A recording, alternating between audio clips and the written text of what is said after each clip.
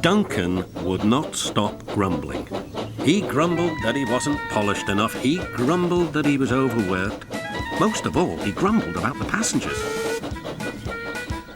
"I'm ashamed of you, Duncan," said Skarloey. "Thank goodness Rheneas is coming home soon. Perhaps he'll teach you some sense before it's too late." "What has Rheneas to do with me?" "Rheneas saved our railway," replied Skarloey. "Please tell us about it," said Peter Sam. "Well," began Skarloey, "it was before you came here. Things were bad. Rheneas and I had to keep the trains running, or our railway would have to close." "How awful," murmured Peter Sam. "I tried hard," continued Skarloey, "but my old wheels ached. Rheneas understood. 'It's my turn now,' he'd tell me. He was often short of steam, but he always struggled to a station and rested there. 'I mustn't stop between stations,' he'd say. 'The passengers wouldn't like it.'" "Sure," huffed Duncan. He had stopped on a viaduct and hadn't cared at all. "Passengers," continued Skarloey, "get cross if you stop at the wrong places. Rheneas stopped in a wrong place once, and this is what happened.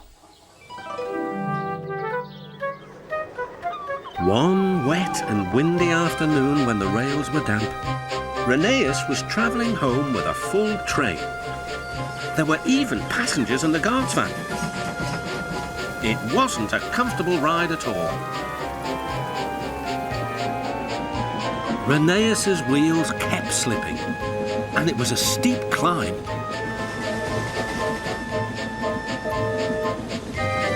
At last, his wheels gripped the rails again. The worst is over, he thought. Now we're away. But they weren't.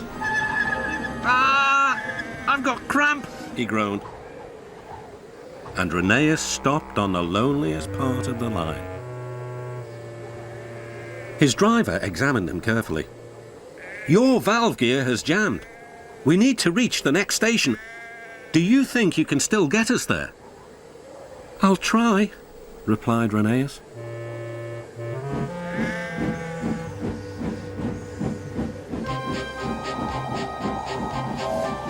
Rheneas did his best.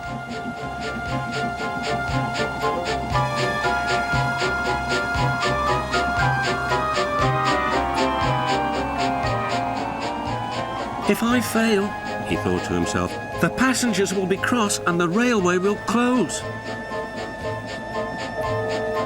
Everything blurred. He was really too tired to make another turn of his wheels.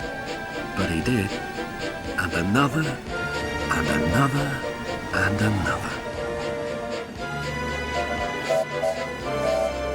Finally, tired but triumphant, Rheneas reached the station. "I'm here at last," he wheezed.